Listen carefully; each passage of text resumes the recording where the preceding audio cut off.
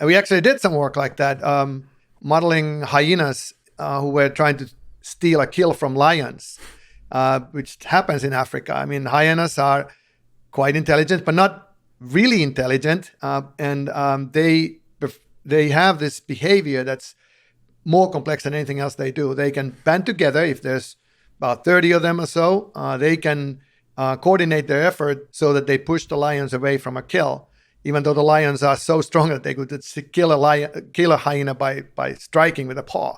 But when they work together and precisely time this attack, the lions will leave and they get the kill. And probably there are some states, like emotions, that the hyenas go through. The first, they call for reinforcements. They really want that kill, but there's not enough of them, so they vocalize, and there's more people, more hyenas that come around. And then they have two emotions. They're very afraid of the lion, so they want to stay away, but they also have a strong affiliation between each other. And then this is the balance of the two emotions, and also, yes, they also want the kill. So it's both repelled and attractive, but then this affiliation eventually is so strong that when they move together. They act as a unit, and they can perform that function. So there's an interesting behavior that seems to depend on these emotions strongly and makes it possible to coordinate the actions. And I think a critical aspect of that, the way you're describing, is emotion there is a mechanism of social communication, of a social interaction.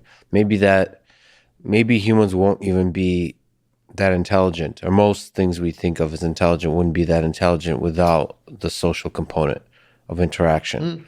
Maybe much of our intelligence is essentially an outgrowth of social interaction.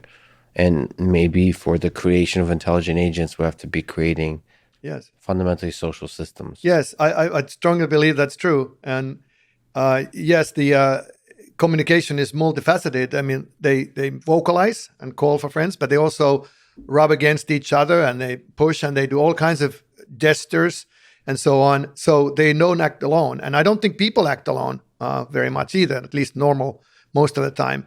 And social systems are so strong for humans that I think we build everything on top of these kind of structures. And one interesting theory around that, Bickerton's theory, for instance, for language origins, is that where did language come from? And it's a plausible theory that first came social systems, that you have different roles in a society. And then those roles are exchangeable, that, I scratch your back, you scratch my back, we can exchange roles. And once you have the brain structures that allow you to understand actions in terms of roles that can be changed, that's the basis for language, for grammar. And now you can start using symbols to refer to objects in the world, and you have this flexible structure. So there's a social structure that's fundamental for language to develop. Now, again, then you have language, you can refer to things that are not here right now, and that allows you to then build all the good stuff about planning, for instance, and building things and so on.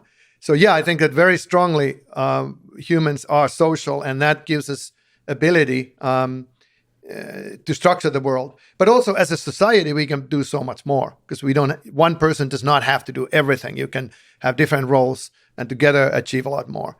And that's also something we see in computational simulations today. I mean, we have multi-agent systems that can perform tasks. This fascinating demonstration, Marco Dorigo, I think it was, these little robots that had to navigate through an environment, and there were things that are dangerous, like maybe a big chasm or some kind of groove, a hole, and they could not get across it. But if they grabbed each other with their gripper, they formed a robot that was much longer, a team, and this way they could get across that. Yeah. So this is a great example of how together we can achieve things we couldn't otherwise, like the hyenas. Alone they couldn't, but as a team they could.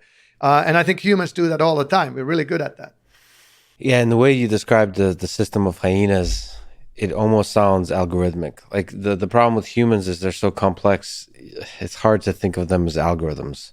But with hyenas, it's simple enough to where it feels like at least hopeful that it's possible to create computational systems that mimic that. Yeah, that's exactly why we looked at that. As opposed to humans.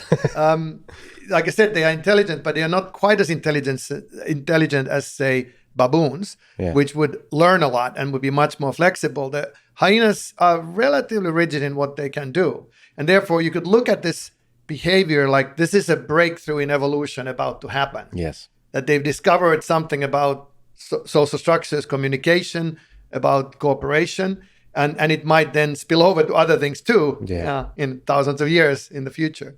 Yeah, I think the problem with baboons and humans is probably too much is going on inside the head where we won't be able to measure it if we're observing the system. With hyenas, it's probably easier to observe the actual decision-making and the various motivations that are involved. Yeah, they are visible. And we can even quantify possibly their emotional state because they leave droppings behind. And there are chemicals there that can be associated with neurotransmitters. And we can separate what emotions they might have experienced in the last 24 hours. Yeah.